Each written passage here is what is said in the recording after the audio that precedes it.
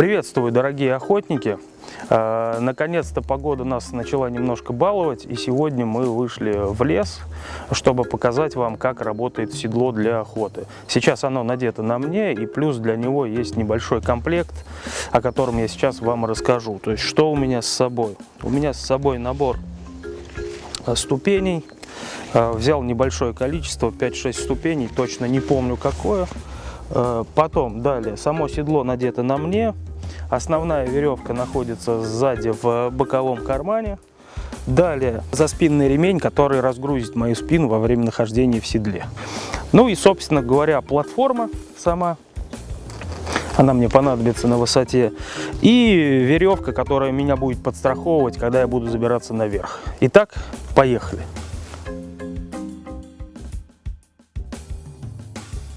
Совсем забыл упомянуть, вот такое снаряжение еще с собой имеется. Это стропы для ног.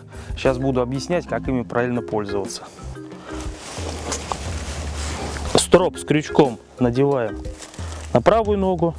Ну, лично мне так просто удобнее. Все это фиксируем резиночкой здесь, имитируем стремя.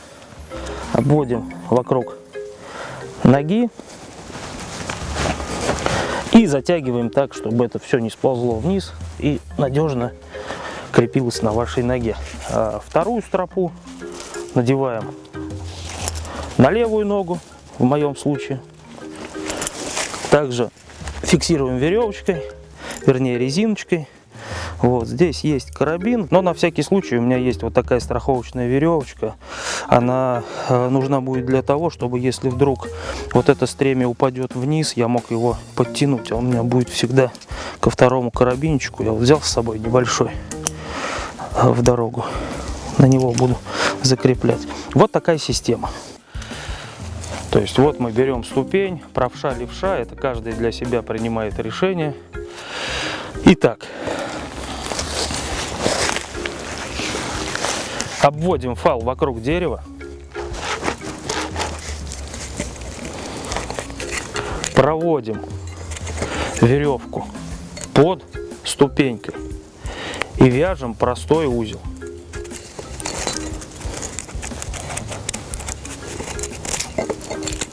Вот таким вот образом.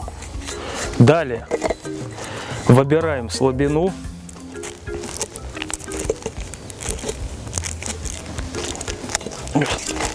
Дерево попалось.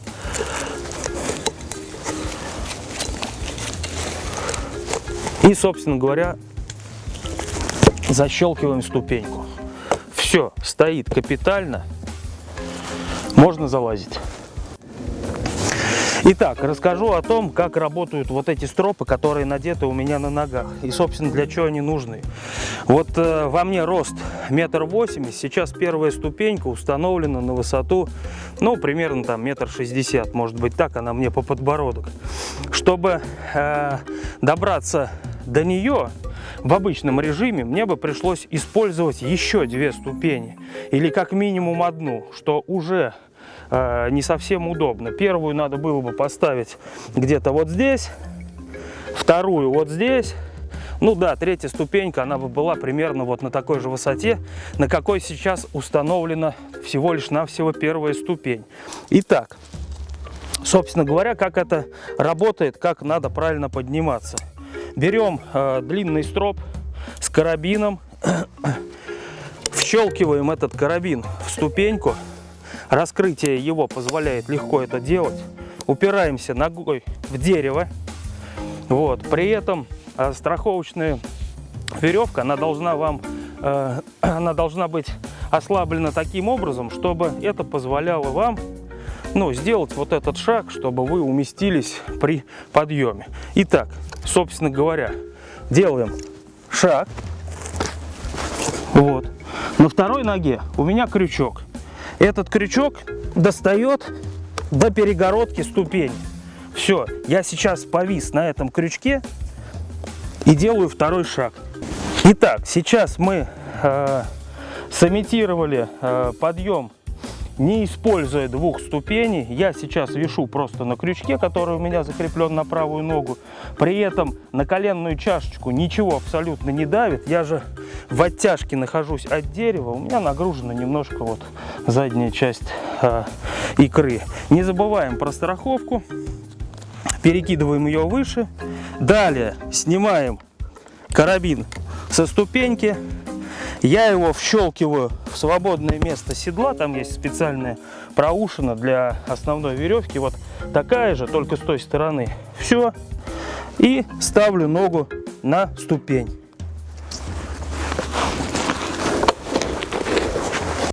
Ну, теперь, собственно, по аналогии устанавливаем нашу вторую ступень.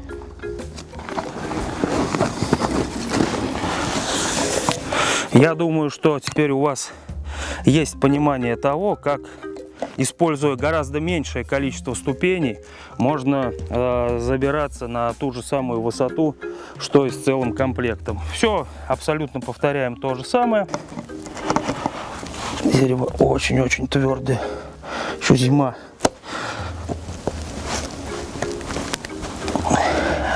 Еще один момент. Еще чуть-чуть посильней. Вот. Все-таки безопасность должна быть превыше всего. Вот. Все. Теперь наша ступень стоит на месте. Теперь забираемся на вторую ступеньку, аналогично первому случаю. Вщелкиваем карабин.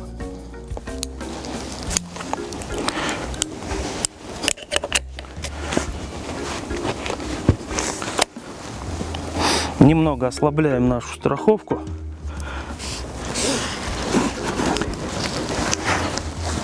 Вот. Придерживаемся, естественно, руками за дерево. Поднимаем вторую ногу, зацепаемся крючком за ступеньку и подтягиваемся вверх. Все, я стою на второй ноге.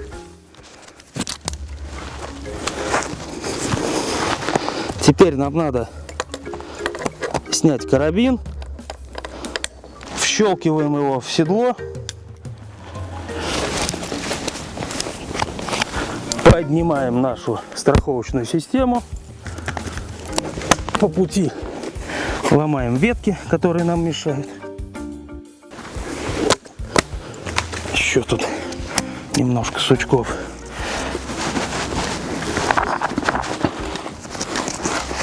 И поднимаемся вверх. То есть вот сейчас, используя всего лишь навсего 2 ступеньки и пару ножных строп, такое нехитрое простое приспособление, я уже забрался, ну, сложно сказать, здесь, наверное, по глазам 4 метра есть. А как правильно установить платформу на дереве, я покажу вам внизу, просто для удобства съемки.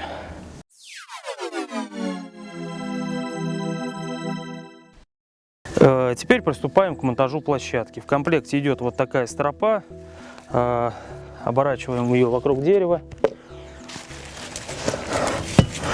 Вот. Агоны надеваются на вот эту бабышку. Накидываем, берем свободный конец. И площадка в этот момент должна быть в сложенном виде. И затягиваем пряжку собственным весом, не стесняемся. Затем выбираем вниз слабину и раскрываем площадку. Все, площадка установлена, можно пользоваться. Площадка снабжена специальными шипами, которые вгрызаются в дерево, поэтому сначала мы выбираем слабину, что я показывал, потом наступаем в центр. Эти шипы заходят в дерево, далее можно уже безбоязненно наступать на края этой площадки, танцевать на ней, как вам угодно. Итак, площадка размещена, я на ней нахожусь, подстраховываюсь страховочной привязью. Нам потребуется вторая веревка, основная, на которой я буду висеть, находясь в седле. Собственно говоря, оборачиваем ее вокруг дерева. Для удобства монтажа можно себя немножко подвинуть поближе, чтобы ближе находиться к стволу дерева, даст возможность лучше контролировать веревки в руках. Итак, вокруг дерева просто в петлю просовываем основной конец веревки. Вот, примерно на уровне глаз, но здесь каждый охотник должен для себя понять, отрегулировать, вот, и посмотреть, в каком положении ему будет удобно находиться в седле. Вот это положение веревки вокруг дерева можно менять чуть выше, чуть ниже, это исходя уже из условий охоты. Итак, здесь вот просто для примера показать вам следующее. Так, у меня оказался здесь карабин, он совершенно нам не нужен, я его сброшу. Итак, у седла есть мост. Вщелкиваем карабин в этот мост, выбираем слабину, и вот в таком положении вы уже можете себя отрегулировать таким образом, как вам будет удобно находиться в седле. Вот. Каждый охотник для себя должен выбрать это положение индивидуально. Немножко ослабляю страховку. Вот. Здесь нахожу примерно комфортную точку, в которой я буду висеть в седле. Пробуем все это. Все, то есть вот сейчас вся нагрузка с ремня, который меня страховал, ушла полностью на основную веревку. Я сейчас вишу на ней. Что можно сделать? Можно страховочную веревку отстегнуть, продеть ее через основной карабин и также застегнуть. Вот, это даст вам возможность дополнительно себя подстраховывать, ну, на предмет всевозможных каких-то непредвиденных ситуаций. О чем еще хотелось дополнительно упомянуть, то есть вот альтернатива механическим зажимам. Итак, когда на веревке находится прусик, он работает в обе стороны, то есть он держит как в эту, так и в эту. С этим возникает проблема. То есть, чтобы передвинуть узел прусика по основной веревке, мы должны его ослабить. Вот. Варианты есть очень хорошие, но они дорогие. Это механические зажимы, они легко работают и ездят по веревке. Вот, буквально простейшее, элементарное решение. Вот такая петля, которая одним краем вщелкивается в карабин, а другим надевается на эту же самую веревку. Единственная особенность этой петли, она не должна затягиваться. То есть вот это вот пространство, это окошечко в этой петле, оно постоянное и не меняется. А также еще обратите внимание на то, что длина вот этого свободного конца прусика и длина вот этой вот веревочки, она немножко разная, и эта маленькая петелька, она короче прусика. Что это дает? Это дает возможность перераспределить нагрузку с этого узла на эту петлю, тем самым узел прусика освобождается и свободно едет по веревке.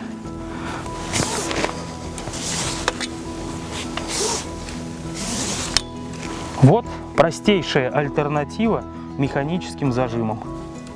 О чем хотелось бы упомянуть дополнительно, это о том, что в комплект входит вот такой заспинный ремень. Сейчас я покажу, как он работает. Вот, то есть это ремень, который у вас проходит за спиной.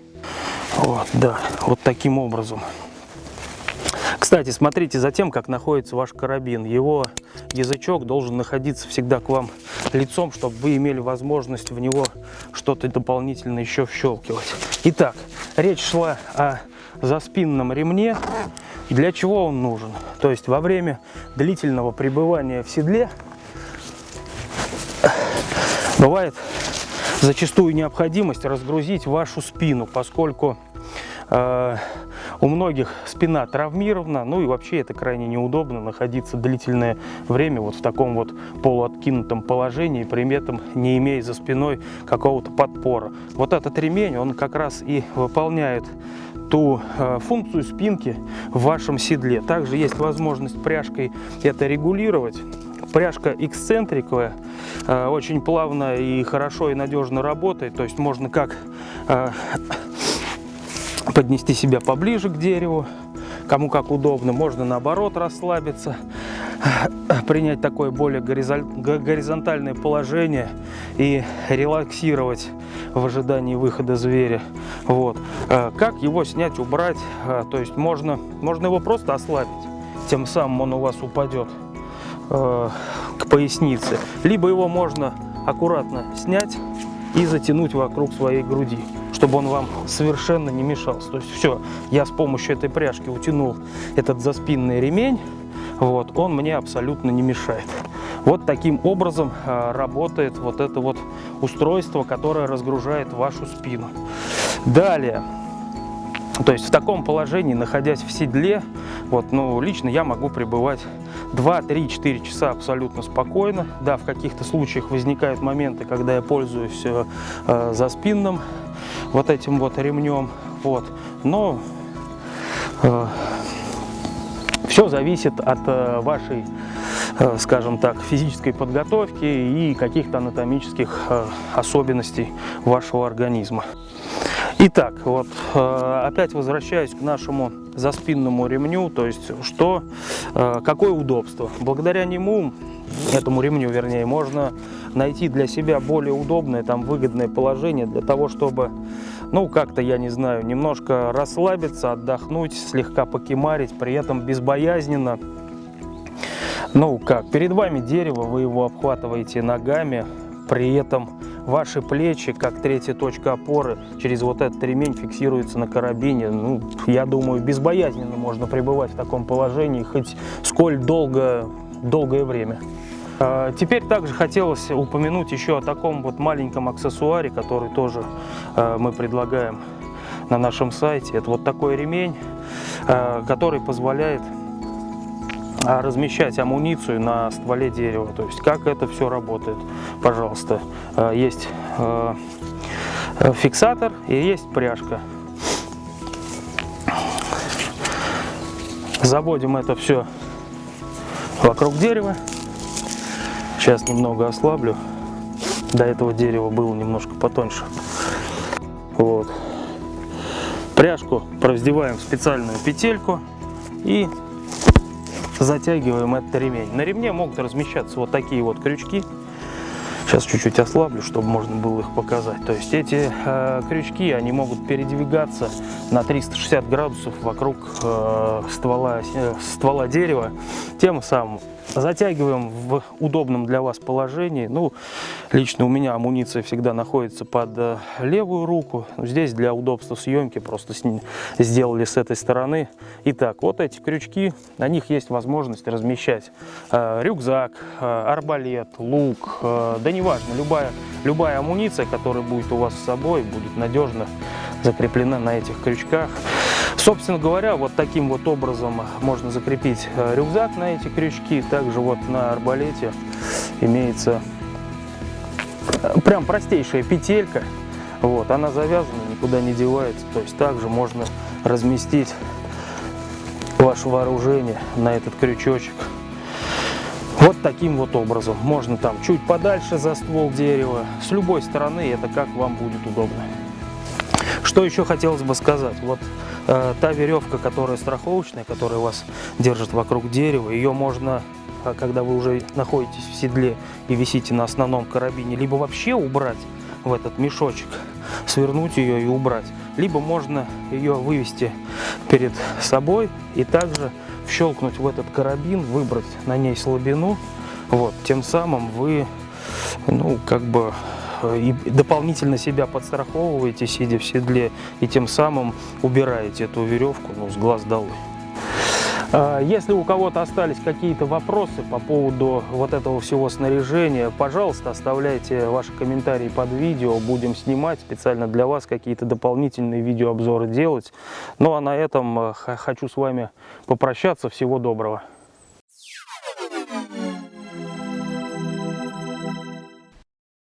Что дополнительно хотелось бы упомянуть касаемо седла и его использования. Вот на таком простом примере сразу видно и понятно, что никакой обычный лабаз-самолаз, тристенд, рычажного типа, он не будет работать на таком дереве. А здесь, ну вот диаметр, я не знаю, буквально там 12 сантиметров, ступенька уже на таком дереве ставится, и площадку тоже можно закреплять. То есть вполне в седле Находясь вот даже на таком тонком дереве, забравшись там на некоторую высоту, можно производить охоту, и это будет очень выгодно для некоторых регионов нашей России, и не только России.